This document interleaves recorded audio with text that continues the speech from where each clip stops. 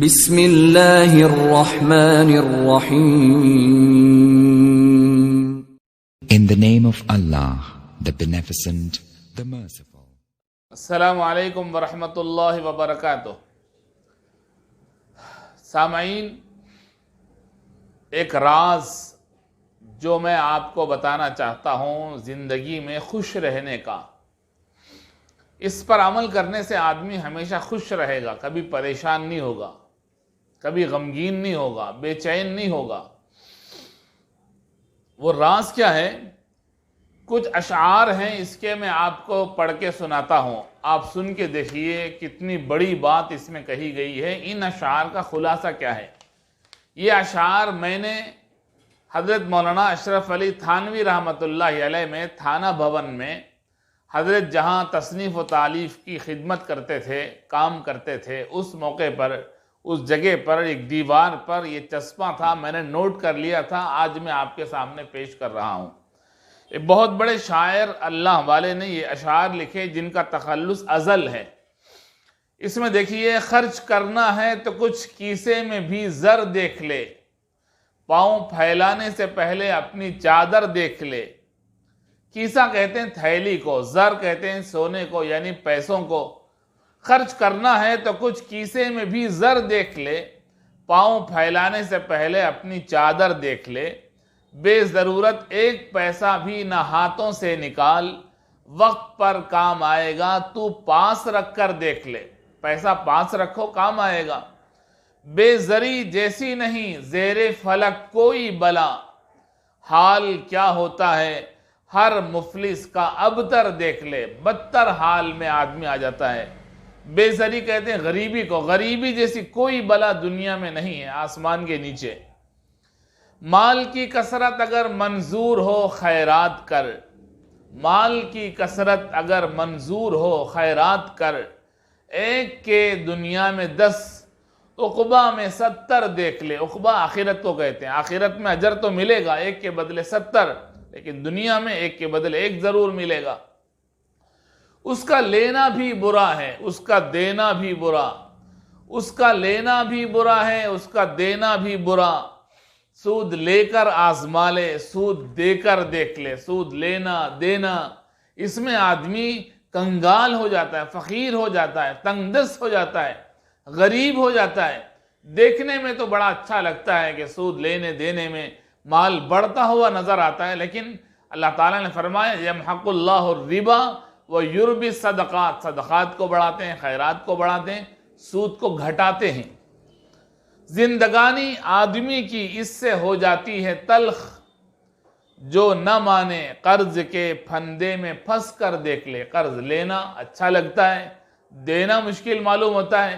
اس سے اس سے آزو بازو سب لوگوں سے قرض لے لیا، مگر لینے کے بعد زندگی میں جو کڑواہٹ ہو جاتی ہے، زندگی جو تلخ ہو جاتی ہے، زندگی پریشانی کا شکار ہو جاتی ہے. وہ شاعر کہتا ہے کہ زندگانی آدمی کی اس سے ہو جاتی ہے تلخ، جو نہ مانے قرض کے پھندے میں پھنس کر دیکھ لے.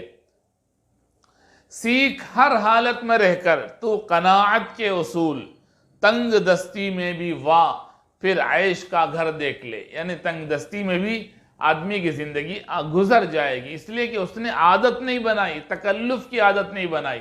صحابہ کرام کبھی تکلف نہیں کرتے تھے. سیدھی سادی زندگی جو آدمی گزارے گا اسے کبھی پریشانی نہیں آئے گی. تنگ دستی میں بھی آسانی سے گزارے گا، اور مال آئے گا تو اور آرام سے گزارے گا. سیکھ ہر حالت میں رہ کر تو قناعت کے اصول، تنگ دستی میں بھی واہ پھر عیش کا گھر دیکھ لے.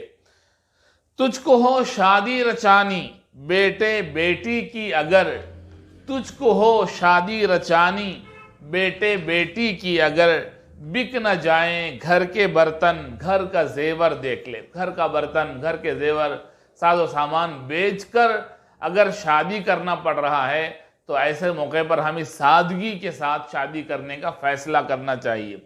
تجھ کو ہو شادی رچانی بیٹے بیٹی کی اگر، بک نہ جائیں گھر کے برتن گھر کا زیور دیکھ لے.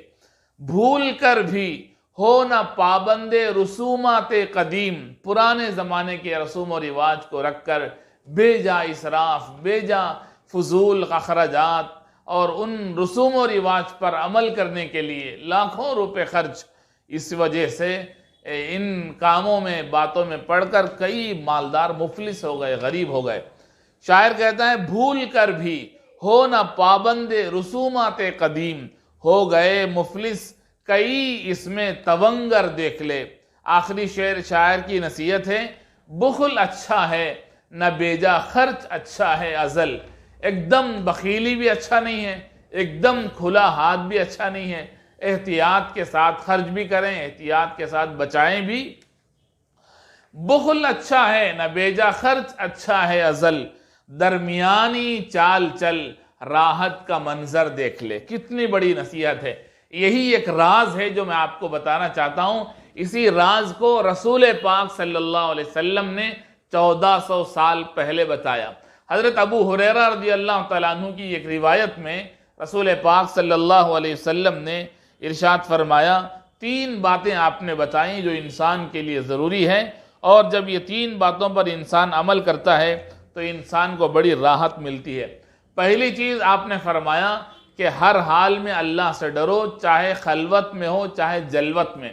خلوت تنہائی کو کہتے ہیں، اور جلوت لوگوں کے درمیان میں۔ لوگوں کے درمیان میں جیسے اللہ کے سے ڈرنے کا آدمی ڈھونگ بھی کرتا ہے، تو وہی تنہائی میں بھی ہونا چاہیے۔ آدمی کو کبھی خوف نہیں ہوتا۔